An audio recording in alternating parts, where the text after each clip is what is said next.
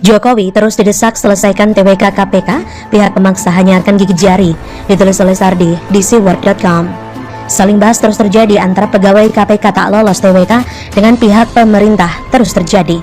Ini sebenarnya lebih dikarenakan kubu pegawai gagal tidak rela menerima kegagalan dan terus bertingkah layaknya anak kecil, ribut sana sini, rewel tidak pada tempatnya dan terus membentuk opini bahwa mereka adalah korban dari sebuah konspirasi. Mereka merasa dijegal, padahal kalau melihat tingkah mereka belakangan ini, justru lebih baik mereka terjegal. Sikap mereka tidak mencerminkan sebuah kedewasaan dalam menyikapi sesuatu.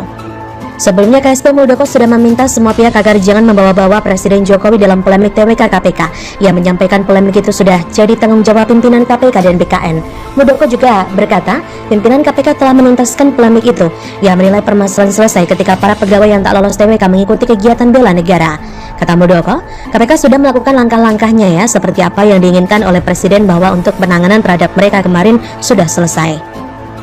Yang dimaksud Muldoko adalah Jokowi sudah pernah bicara soal ini di mana dia meminta agar melakukan upaya penyelamatan terhadap pegawai KPK yang gagal tes. KPK melakukan rekomendasi tersebut. Ada sebagian yang bisa diselamatkan dengan syarat harus kembali dibina ulang. Sebagian sudah tidak tertolong sehingga harus diberhentikan.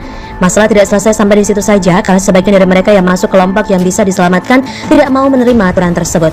Pokoknya rebel banget deh. Masalah nggak selesai-selesai karena sengaja diperpanjang mereka sampai Presiden turun tangan. Apa yang dikatakan Muldoko dibalas balik oleh salah satu pegawai KPK nonaktif Hotman Tambunan. Ia mengatakan Presiden Jokowi harus turun tangan dalam polemik tes TWK. Ia berkata Ombudsman RI dan Komnas HAM menemukan sejumlah persoalan sebagai pemegang kekuasaan tertinggi dalam kebijakan terkait kepegawaian negara. Kata Hotman, lembaga negara Ombudsman RI dan Komnas HAM RI ada persoalan dalam implementasi kebijakan alih tugas kepegawaian KPK berdasarkan Undang-Undang Nomor 19 Tahun 2019. Maka mau tidak mau dan terpaksa sesuai undang-undang, persoalan ini harus diselesaikan Presiden. Hotman menyampaikan, persoalan TWK KPK terjadi karena kebijakan pimpinan KPK dan BKN. Dengan begitu wewenang penyelesaian ada pada Presiden jika merujuk pada Undang-Undang ASN. Ia menegaskan para pegawai KPK nonaktif tidak sembarangan meminta perhatian Jokowi dalam kasus ini karena mereka punya landasan hukum yang kuat. Saya teringat dengan anak Pak Jokowi, Kahiyang Ayu, pada 2017 mengikuti seleksi CPNS dan dinyatakan tidak lulus sehingga tidak berhak jadi ASN.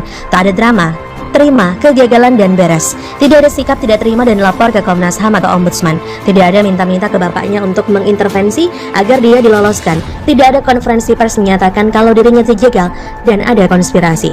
Pak Jokowi juga tidak melakukan apapun, tidak memprotes apalagi menggugat ke pengadilan. Kalah ya kalah, gagal tes berarti gagal, sesimpel itu. Tapi bagi pegawai yang tak lolos tes ini dibikin super rumit. Mereka terlalu memaksa agar diangkat menjadi ASN. Pemaksaan ini makin lama semakin menggelikan. Kalau melihat apa yang dilakukan Jokowi mungkin tidak akan intervensi lagi. Jokowi sudah terbiasa diam dan tidak menanggapi. Walaupun harus menanggapi hanya sekedarnya saja sesuai kondisi. Makanya Jokowi tidak gampang diseret, tidak gampang jatuh ke dalam perangkap politik. Tinggal adu kuat-kuatan saja siapa yang duluan menyerah dan move on. Semua ini akan berakhir saat mereka semua resmi diberhentikan. Tidak ada lagi yang bisa mereka perbuat saat itu. Makanya selagi masih ada waktu mereka akan all out tanpa malu-malu meskipun malu-maluin. Jokowi cukup diam saja, porsinya berbicara sudah habis, tidak perlu lagi menghabiskan waktu untuk hal-hal yang menjadi tanggung jawab pihak lain. Bagaimana menurut Anda? Silakan tulis komen Anda di kolom komentar, like, subscribe, dan share di sosial media kalian. Artikel ini bisa Anda lihat secara lebih lengkap di laman seaworld.com. Terima kasih sudah menyaksikan channel. Subhanallah walhamdulillah wa la ilaha illallah. Regar sindir Anies Baswedan soal capaian vaksin Jakarta, main klaim aja lo. Pegiat media sosial Denny Siregar sindir Anies Baswedan soal klaim capaian vaksinasi Jakarta. Sebelumnya, Anies Baswedan memaparkan capaian program vaksinasi Jakarta yang dinilai berhasil. Tentunya hal itu mendapat sindiran keras dari Denny Siregar. Menyadur dari Terkini ID jaringan suara.com, sebelumnya Anies Baswedan mengatakan bahwa ada lebih dari 200.000 orang yang disuntik vaksin COVID-19 di Jakarta per hari. Bahkan, Anies Baswedan menyebut target vaksinasi di Jakarta sudah melebihi target atau 105%. Namun dia tidak menjelaskan detail apakah itu vaksinasi pertama atau vaksinasi lengkap 2 dosis. Dia berkata, di Jakarta ini setiap hari bisa memvaksin lebih dari 200.000 orang per hari. Kenapa bisa? Kita punya 300 puskesmas lebih dan 300 puskesmas lebih itu pemanasan terus dalam setahun dengan sistem distribusi itu. Sehingga sekarang kalau ditanya Jakarta target vaksinasi kita sudah 105% tercapai, itu terlampaui. Sementara tetangga ada yang masih 15, ada yang masih 20%, kata Anies. Melihat pernyataan Anies, Denny lantas mengeluarkan pernyataan yang cukup menohok. Denny mengatakan bahwa kesuksesan program vaksinasi di Jakarta tidak ada sangkut pautnya dengan capaian Anies Baswedan. Denny menjelaskan bahwa keberhasilan tersebut berasal dari jerih payah pemerintah pusat dan ikut campur dari pihak kepolisian. Tulis Denny Siregar melalui akun Twitternya, "Boy, Anies Baswedan, main klaim aja lo. Itu program pusat semua, ente kan sudah lepas tangan. Penyelenggara vaksinasi Merdeka itu juga aktif Humas Polri, yang mati-matian. Nggak ada malunya si we don't know what we don't know ini." Tulisnya kembali. Pada Januari 2021, Anies menyerah. Namanya aja orang yang tidak punya kemampuan memadai, tapi memaksakan diri dan menampilkan dirinya sebagai orang yang hebat. Ini terkait dengan penanganan COVID-19, Anies angkat tangan. Wagub DKI Ahmad Riza Patria mengatakan Anies sudah meminta pemerintah pusat mengambil alih koordinasi penanganan COVID di wilayah Jabodetabek. Kata Ahmad Riza, Pak Gubernur berkoordinasi dengan pemerintah pusat, berharap nanti pemerintah pusat bisa mengambil alih, memimpin. Alasan Anies angkat tangan adalah kondisi saat itu di mana fasilitas kesehatan di Jakarta terbenahi dengan pasien dari luar Jakarta.